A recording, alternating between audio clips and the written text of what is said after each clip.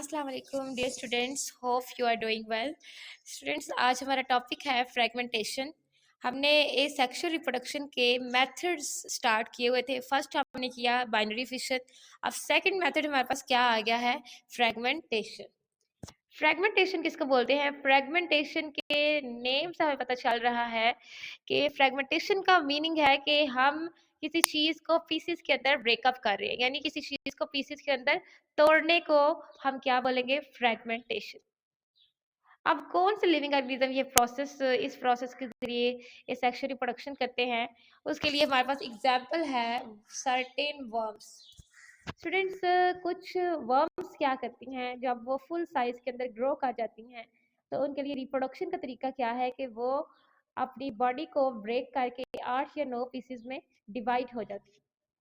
अब जो हर पीस या फ्रेगमेंट जो है वो बन जाता है, वो किसके अंदर डिवेलप हो जाता है, मैच्योर वर्म के अंदर डिवेलप हो जाएगा और ये प्रोसेस रिपीट होता जाएगा। यानी सिंपल तरीन मेथड है। सिंपल क्या करेंगी, वर्म्स जब फुल साइज में ग्रो करेंगी, ग्रो करने के बाद 8 से 9 पीसेस में ब्रेकअप हो जाएंगी और जो हर पीस है वो मैच्योर वर्म में डिवेलप होने के बाद दोबारा से इसी प्रोसेस फ्रेगमेंटेशन के जरिए क्या करेगा, एसेक्सुअल रिप्रोडक्शन। इसको हम बोलते हैं फ्रेगमेंटेशन। और पीछे हमने बाइनरी फिशन में प्लेनेरियन की एग्जांपल पढ़ी थी कि वो बाइनरी फिशन करते हैं। लेकिन स्टूडेंट्स, अगर प्लेनेरियन 2 की बजाय बहुत सारे पीसेस में डिवाइड हो जाएं, ब्रेक हो जाएं, तो उनकी भी जो डिवीजन है, जो एसेक्सुअल रिप्रोडक्शन है, उसको हम क्या बोलेंगे, फ्रेगमेंटेशन।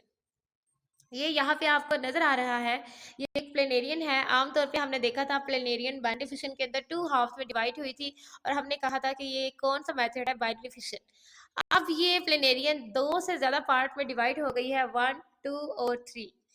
हर पार्ट जो है वो मिसिंग पार्ट को रीजनरेट करके एक न्यू प्लेनेरियन डेवलप हो गई। ये वाले पार्ट ने भी मिसिंग पार्ट डेवलप किए, इस पार्ट ने भी मिसिंग पार्ट डेवलप किए और क्या डेवलप हो गया हमारे पास, प्लेनेरियन। यानी एक सिंगल प्लेनेरियन जब 2 से ज्यादा पीसीज में डिवाइड हो जाएगी, यानी काफी सारे पीसीज में 3 भी हो सकते हैं, 4 भी, तो फिर हम बोलेंगे कि ये बाइनरी फिशन नहीं है, बल्कि ये क्या है हमारे पास, फ्रेगमेंटेशन।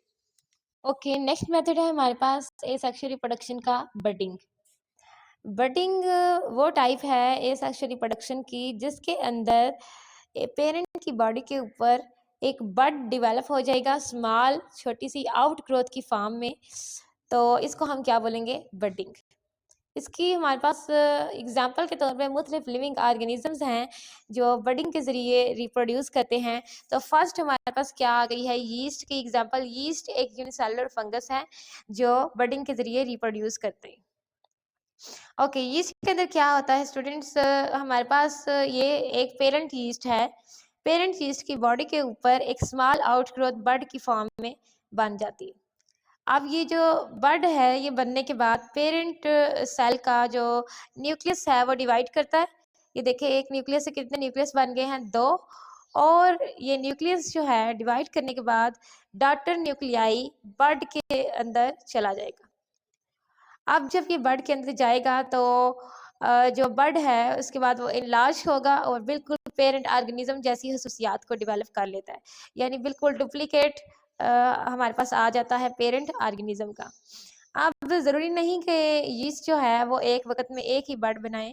यहाँ पे हमारे पास एक टाइम के अंदर कई बर्ड्स भी बन सकते हैं और हर बर्ड क्या करेगा, डेवलप होगा और पेरेंट ऑर्गेनिज्म के करेक्टरिस्टिक्स को गेन कर लेगा।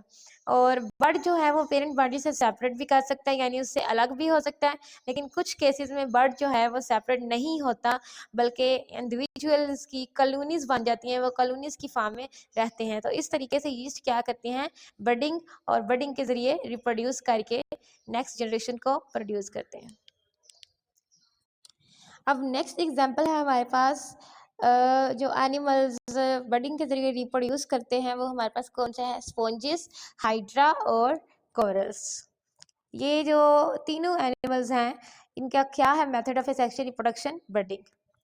इनके अंदर एक स्मॉल बर्ड जो है वो बन जाता है बॉडी की साइड के ऊपर, पेरेंट बॉडी की साइड के ऊपर, माइटोसिस के जरिए। फिर ये बर्ड इनलार्ज होता है, और इनलार्ज कैसे होता है, मजीद सेल्स माइटोसिस के ज़रिए जब ज़्यादा सारे सेल्स बन जाते हैं तो बर्ड इनलार्ज हो जाता है। इनलार्ज होने के बाद ये पेरेंट बॉडी से डिटैच हो जाता है, अलग हो जाता है और किसके अंदर डेवलप हो जाता है, न्यू ऑर्गेनिज्म के अंदर। यहाँ पे आप डायग्राम के अंदर हाइड्रा के अंदर बर्डिंग को देख सकते हैं। ये हमारे पास पेरेंट ऑर्गेनिज्म था जिसके ऊपर ये क्या डेवलप हो गया है, बर्ड। अब क्या होगा, माइटोसिस के ज़रिए सेल्स प्रोड्यूस होंगे, सेल्स की फॉर्मेशन होगी और जब सेल्स की फॉर्मेशन होगी तो ये ब्लड जो हमारे पास ब्लड है वो इनलार्ज हो जाएगा। इनलार्ज होने के बाद ये क्या करेगा, पेरेंट की बॉडी से डिटैच होके एक न्यू ऑर्गेनिज्म के अंदर डेवलप हो जाएगा। इस तरीके से हाइड्रा क्या करते हैं, बडिंग। नेक्स्ट हमारे पास एग्जांपल है कोरल्स की। ये कैसे बडिंग करते हैं, इनके अंदर यही काम होता है, सेम मेथड बडिंग के लिए जो हाइड्रा और दूसरे ऑर्गेनिज्म के अंदर हमने देखा है। लेकिन डिफरेंस क्या है, इनके अंदर बर्ड्स पेरेंट की बॉडी से डिटैच नहीं होता।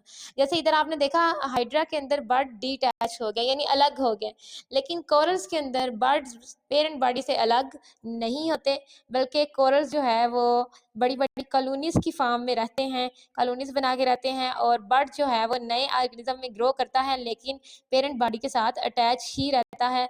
तो इस तरीके से ये किस तरह रहते हैं, कॉलोनीज की फार्म में। तो ये था आपका next method budding asexual reproduction का। कल हम नेक्स्ट मजीद जो है सेक्सुअल रिप्रोडक्शन के मेथड्स को देखेंगे। ओके स्टूडेंट्स, अल्लाह हाफिज़।